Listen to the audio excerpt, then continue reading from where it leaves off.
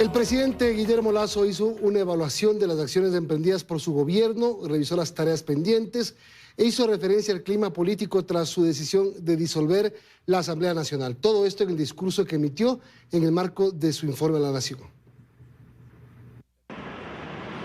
Que disolver la Asamblea fue una decisión acertada, dijo el presidente Lasso en su informe a la Nación, y que aquello lo reconoce la gente. Cerró un largo capítulo de desinstitucionalización y abuso de poder liderado por sectores políticos que se habían trazado como meta la cooptación de todo el Estado. Esta decisión, y ustedes lo han hecho sentir, cuenta con la aprobación de más del 80% del pueblo ecuatoriano.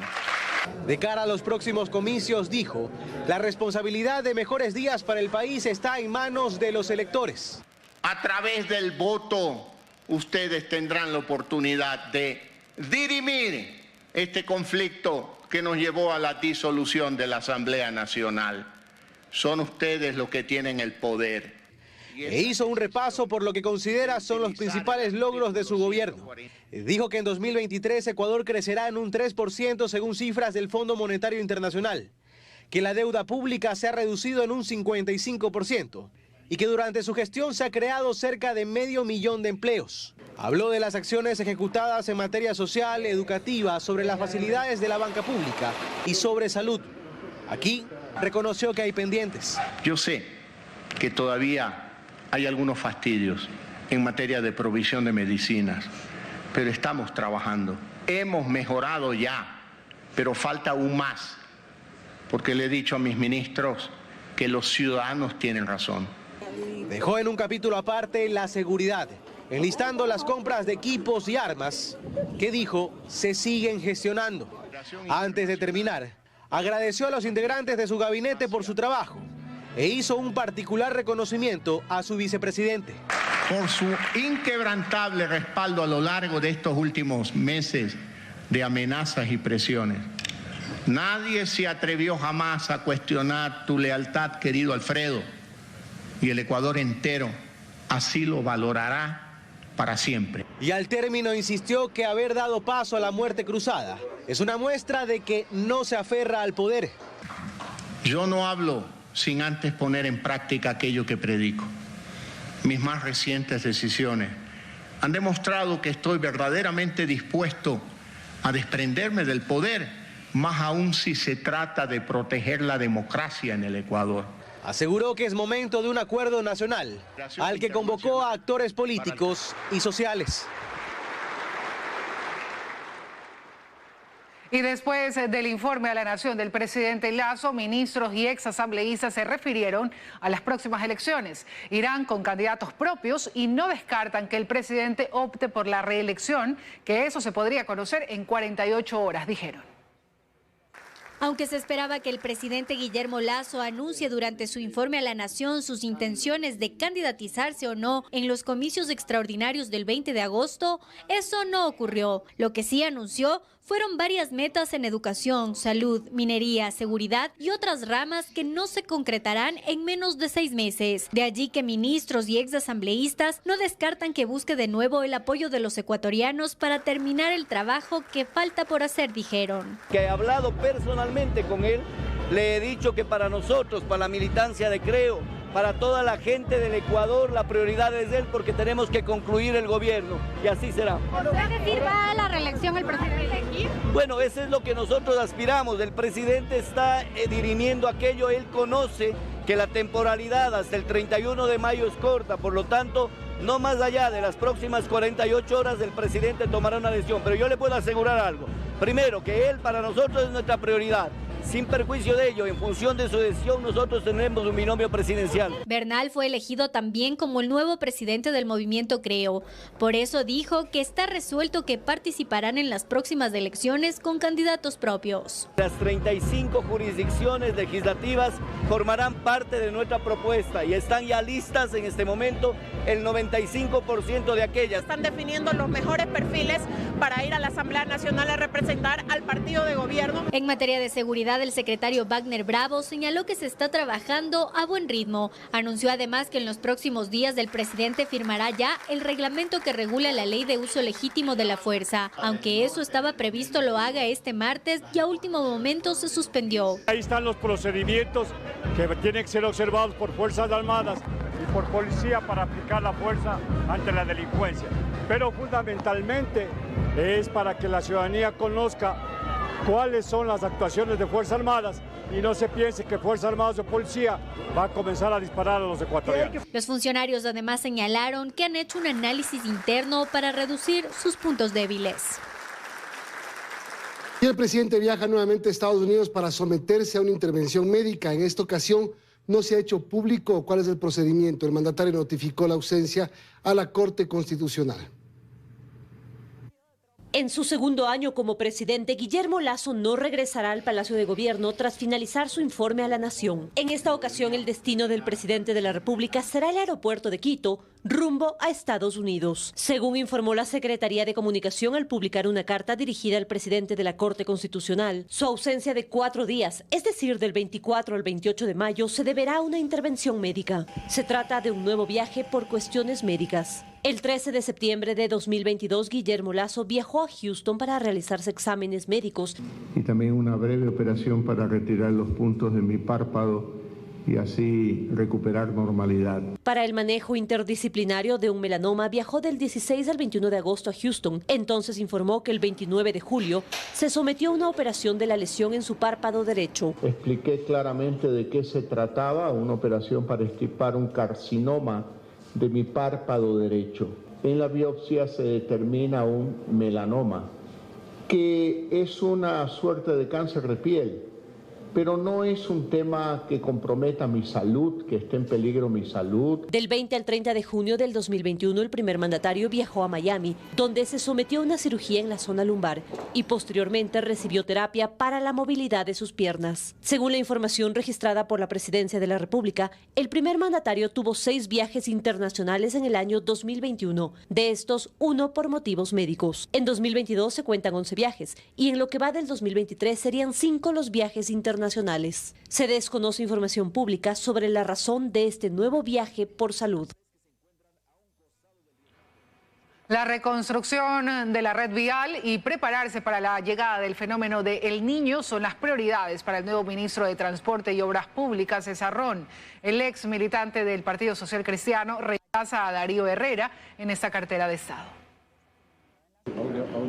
El primer cambio en el gabinete de Guillermo Lasso luego de la declaratoria de muerte cruzada se confirmó la mañana de este miércoles 24 de mayo. Tras 10 meses como ministro de Transporte y Obras Públicas, Darío Herrera se hace a un lado para dar paso a César Rón. El ex militante del Partido Social Cristiano nos confirma que hay mucho trabajo por hacer. Ministerio muy grande que abarca muchos temas. Desde puertos, carreteras, vamos a ponernos a trabajar sobre la marcha.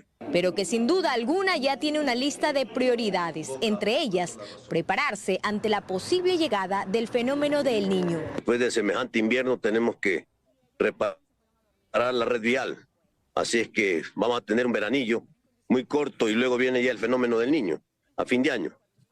Y por lo tanto, pues hay que hacer todas las obras de infraestructura. El gobierno no descarta más cambios en otras carteras de Estado durante los próximos días. Y en la cima de la libertad en Quito, durante la conmemoración de la batalla de Pichincha, el presidente Lasso agradeció a las Fuerzas Armadas por el respaldo y lealtad que ha recibido en estas últimas semanas. El evento cívico más importante de la conmemoración de la batalla de Pichincha se llevó a cabo en el Templo de la Cima de la Libertad, hasta donde acudió el presidente de la República, Guillermo Lasso, acompañado por sus ministros y varias autoridades de los poderes de Estado, como la presidenta del Consejo Nacional Electoral y el presidente de la Corte Nacional de Justicia. El mandatario aquí se refirió brevemente a la situación del país, señaló que actualmente las fuerzas del orden enfrentan otras batallas y retos internos que les expone a varios peligros, como el combate a la delincuencia, tema al que también se refirió el jefe del Comando Conjunto de las Fuerzas Armadas en su intervención. Pueden estar seguros, señor presidente y pueblo ecuatoriano, que los soldados seguiremos estando en primera línea en todo momento y circunstancia para enfrentar con firmeza las amenazas al Estado, como son el narcotráfico, la minería ilegal y el terrorismo. Lasso agradeció además el respaldo que ha recibido de las Fuerzas Armadas sobre las decisiones democráticas que se han tomado para garantizar la estabilidad del país, como es la muerte cruzada. Estamos construyendo una paz duradera. Mi reconocimiento y gratitud a las gloriosas Fuerzas Armadas del Ecuador por su lealtad y por estar siempre al servicio del pueblo y de la democracia. Y se comprometió a ejecutar acciones en estos meses para generar empleos e impulsar el desarrollo del país. El equipo de trabajo del perito Roberto Mesa, encargado de recuperar el informe sobre el crimen del general Jorge Gabela, reconstruye el llamado tercer informe que contiene conclusiones sobre el móvil del crimen ocurrido en 2010 y los autores intelectuales del hecho. Una vez entregada la documentación que se tiene sobre la investigación del asesinato al excomandante de la FAE Jorge Gabela, el equipo del perito Roberto Mesa trabaja en el análisis de lo que se tiene y de lo que falta. Se presume que hubo la mutilación de gran parte del expediente. La idea es reconstruirlo, dice Mesa. Con todo ese material en su totalidad, nosotros vamos a poder reconstruir ese tercer informe si es que están todos esos documentos. El informe presentado en 2013 contenía gran cantidad de material audiovisual, documental y el resultado de las entrevistas. Todo debería estar en las cajas, pero se sabe que alguien borró evidencias. Hemos entrevistado a los autores materiales y se contaba con esas grabaciones que son de suma importancia. Hicieron entrevistas con algunos de los miembros del comité de contrataciones y algunos generales. Se trata de información entregada por más de 40 instituciones públicas y documentos que podrían recuperarse.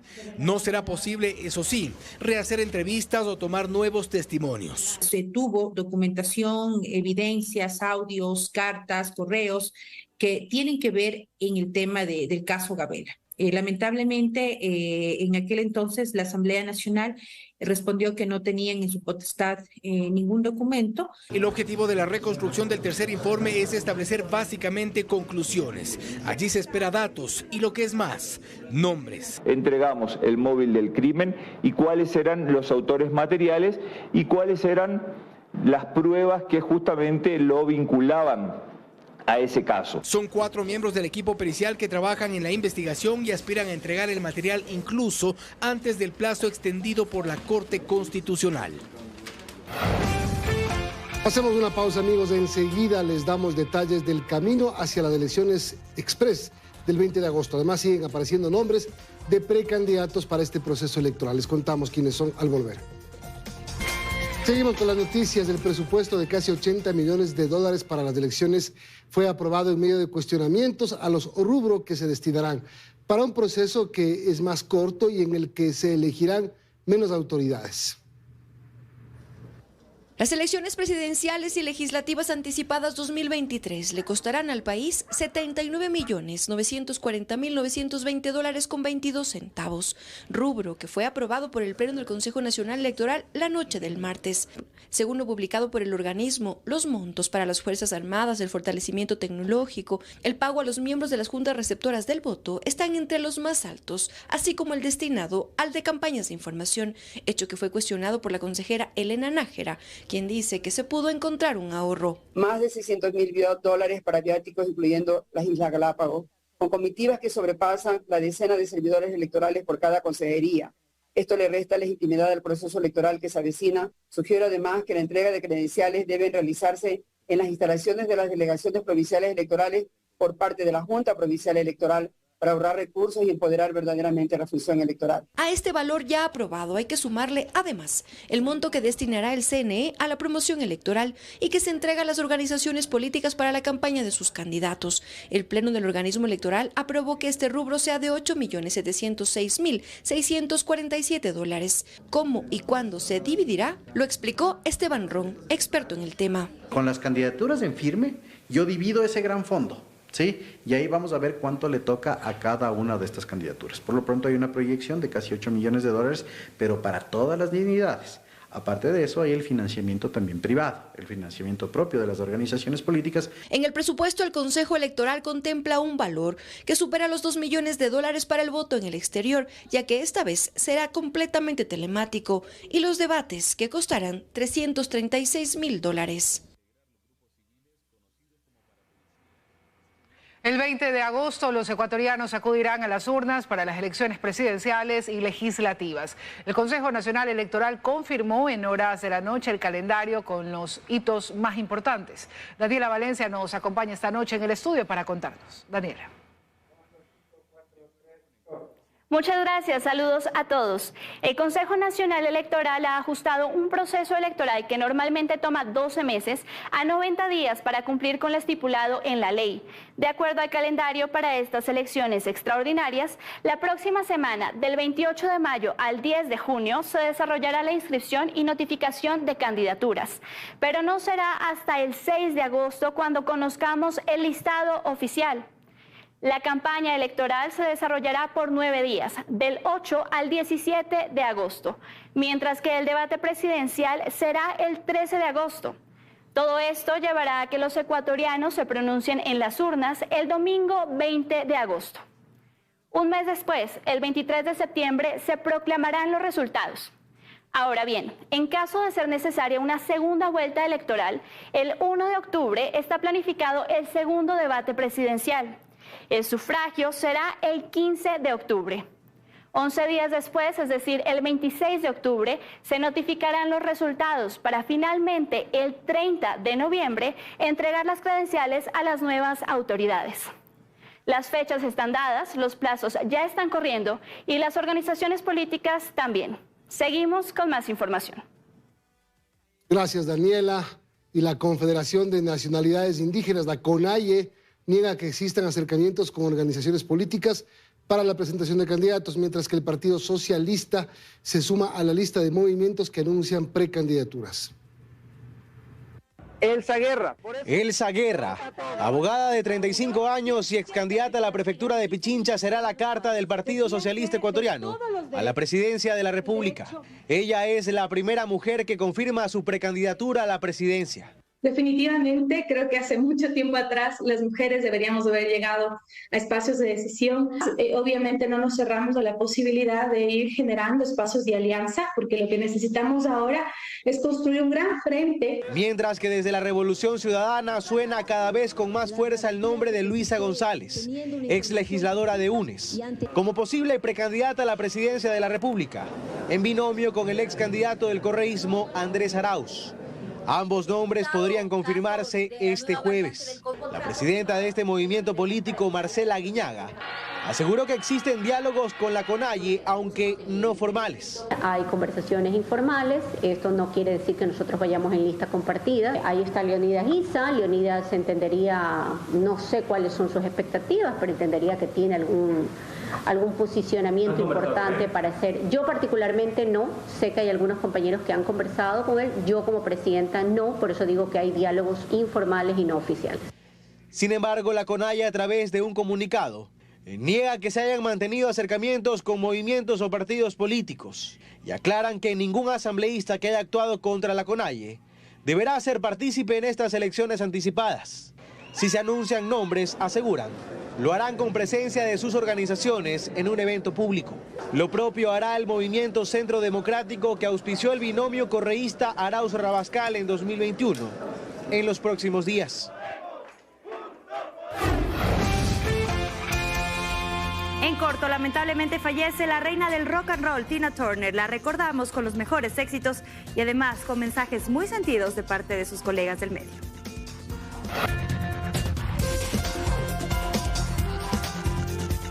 Una parte del proceso en contra del exalcalde de Quito, Jorge Yunda, y 13 personas más fue declarado nulo por el tribunal a cargo. Nuevamente se deberá desarrollar la etapa del juicio.